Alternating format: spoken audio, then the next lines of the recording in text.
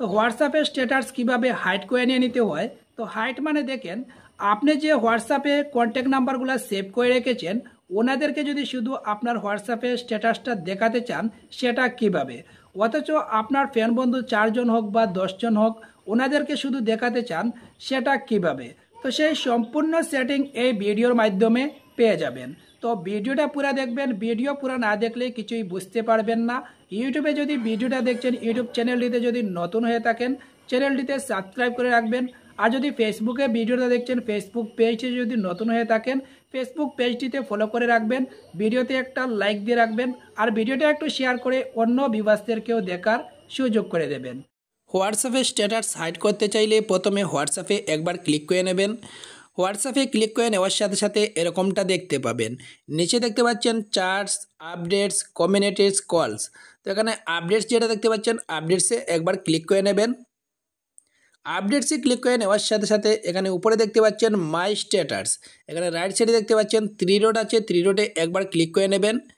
3 ডটে ক্লিক করে নেওয়ার সাথে সাথে এখানে দেখতে পাচ্ছেন স্ট্যাটাস প্রাইভেসি, স্ট্যাটাস প্রাইভেসিতে একবার ক্লিক করে নেবেন। এখানে দেখতে পাচ্ছেন 3টা লাইন এসেছে, মাই contact expect only share with. My contacts যে লাইনটা দেখতে পাচ্ছেন এই লাইনেতে যদি ক্লিক করে রাখেন আপনি যতগুলো কন্ট্যাক্ট নাম্বার সেভ করে রেখেছেন ওনারা আপনার হোয়াটসঅ্যাপ স্ট্যাটাস দেখতে পারবেন। আর সেকেন্ড যেটা দেখতে পাচ্ছেন মাই কন্ট্যাক্ট এক্সপেক্ট, এটাতে ক্লিক করে আপনি যদি ডান পাশে ক্লিক করেন এখান থেকে সিলেক্ট করার অপশন আসবে। তো আমি এটাতে ক্লিক করে নিচ্ছি। ক্লিক করে নেওয়ার সাথে সাথে এখান থেকে আপনি সিলেক্ট করে নেবেন যাদেরকে আপনি আপনার হোয়াটসঅ্যাপ স্ট্যাটাস দেখাতে চান না ওনাদেরকে আপনি একজন একজন করে সিলেক্ট করে নেবেন। এখান থেকে আমি দেখতে পাচ্ছেন সিলেক্ট করে নিচ্ছি, যাদেরকে আমি সিলেক্ট করে নিচ্ছি ওনারা কিন্তু হোয়াটসঅ্যাপ স্ট্যাটাস দেখতে পাবে না। দেখতে পাচ্ছেন আমি সিলেক্ট করে নিচ্ছি, যাদেরকে সিলেক্ট করে নেওয়া হচ্ছে ওনারা কিন্তু হোয়াটসঅ্যাপ স্ট্যাটাস দেখতে পারবে না, আর যাদেরকে সিলেক্ট করা হয়নি ওনারা কিন্তু হোয়াটসঅ্যাপ স্ট্যাটাস দেখতে পারবেন।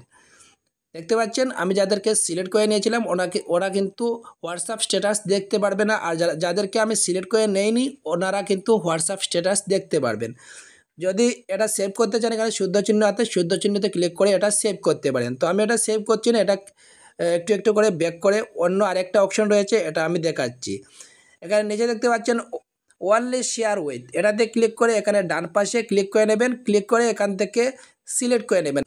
আপনি যাদেরকে হোয়াটসঅ্যাপে স্ট্যাটাস দেখাতে চান ওনাদেরকে একজন একজন করে সিলেক্ট করে নেবেন, আর যাদেরকে হোয়াটসঅ্যাপ স্ট্যাটাস দেখাতে চান না ওনাদেরকে কিন্তু সিলেক্ট করবেন না। যাদেরকে আপনি এখান থেকে একজন একজন করে সিলেক্ট করে নেবেন, এতে 5 জন হোক বা 10 জন হোক বা 15 জন হোক, যাদেরকে আপনি সিলেক্ট করে নেবেন ওরা কিন্তু হোয়াটসঅ্যাপ স্ট্যাটাস দেখতে পাবেন, আর যাদেরকে আপনি সিলেক্ট করে নেবেন না ওরা কিন্তু হোয়াটসঅ্যাপ স্ট্যাটাস দেখতে পাবে না।